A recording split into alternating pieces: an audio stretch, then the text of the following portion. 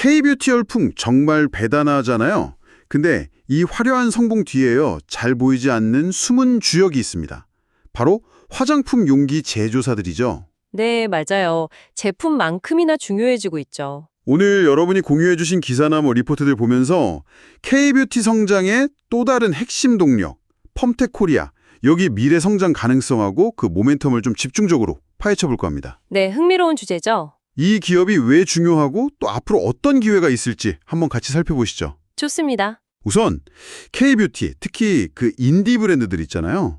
이런 쪽의 약진이 펌텍 코리아한테는 엄청난 기회가 되고 있다. 이전부터 짚어야 할 것 같아요. 네, 맞습니다. 글로벌 화장품 용기 시장 자체가 계속 커지고 있는데 거의 그 중심에 K뷰티가 있는 셈이잖아요. 그쵸. 맞아요. 시장 자체가 예전에는 뭐랄까 대형 브랜드 위주였다면 지금은 인디 브랜드 중심으로 완전히 재편되고 있거든요. 다품종 소량 생산이 대세가 된 거죠. 아하. 그러다 보니까 브랜드 차별화를 위해서 용기 디자인이나 기능, 그리고 요즘에 또 친환경 같은 가치가 훨씬 중요해졌어요. 친환경이요?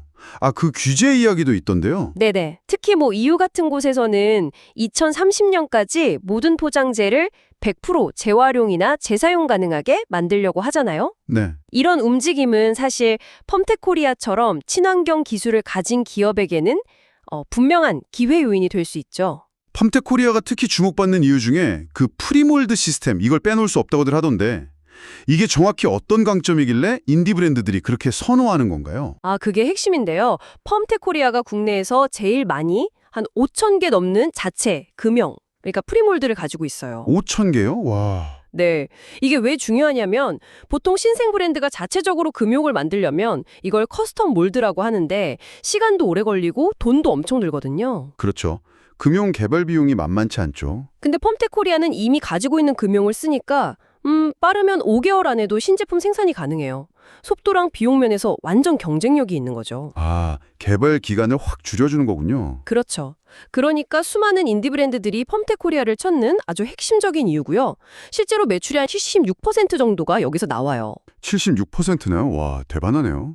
그럼 속도만 빠른 게 아니라 기술력도 중요할 텐데 친환경 말씀도 하셨고요. 당연하죠. 그냥 빠르게만 한 게 아니고요.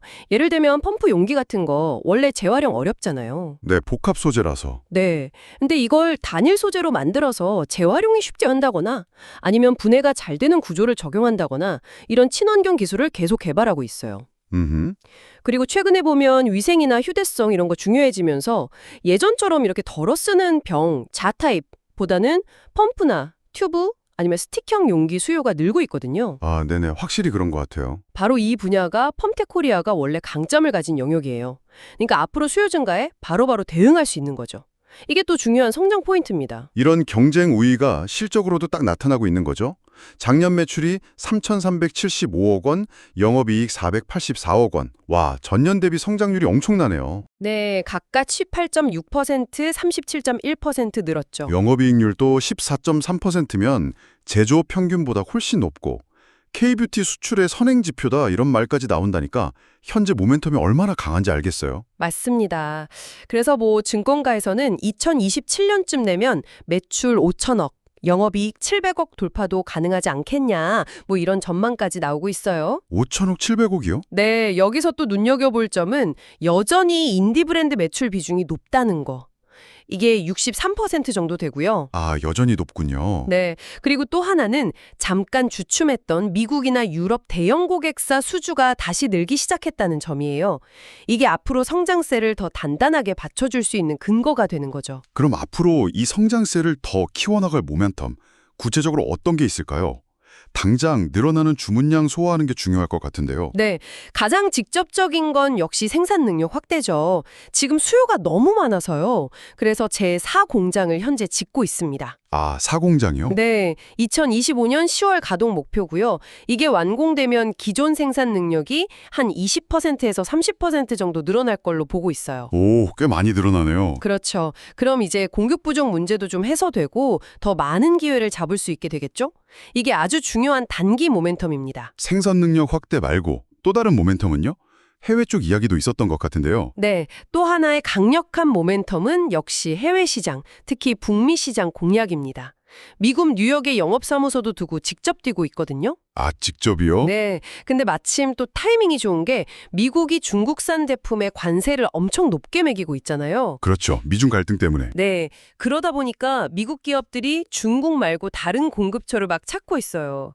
이 상황이 펌텍 코리아한테는 상당한 반사 이익으로 작용할 수 있다. 이런 기대감이 지금 꽤 큽니다. 오, 반사의 기대감. 네. 실제로 해외 매출은 이미 꾸준히 늘고 있기도 하고요. 성장 스토리는 정말 확실히 매력적인데 근데 덕분에 주가도 1년 사이에 2배 넘게 올랐다고 하니까 투자자 입장에서는 좀 고민이 될 수도 있겠어요. 현재 가치 평가는 어떻게 봐야 할까요? 너무 기대감이 앞서간 걸 아닌지. 네, 그 점이 중요하죠.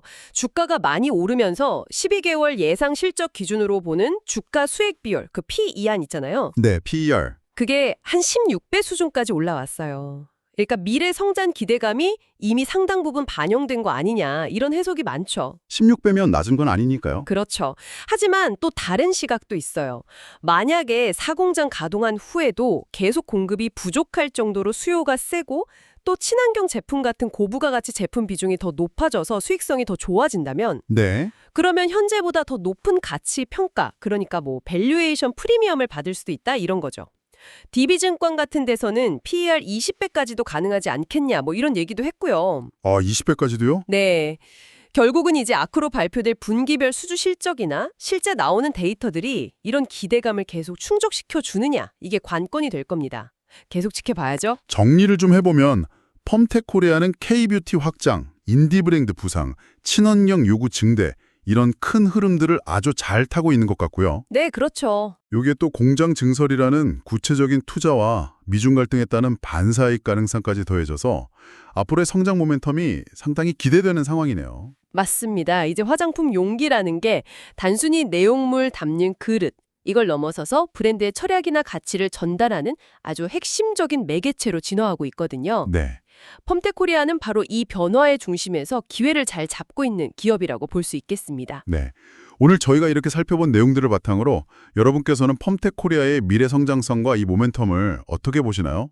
단순한 용기 제조사를 넘어서 글로벌 뷰티 시장의 어떤 트렌드를 만들어가는데 어떤 역할을 하게 될지 이런 걸 상상해보는 것도 꽤 흥미로운 질문이 될 것 같습니다.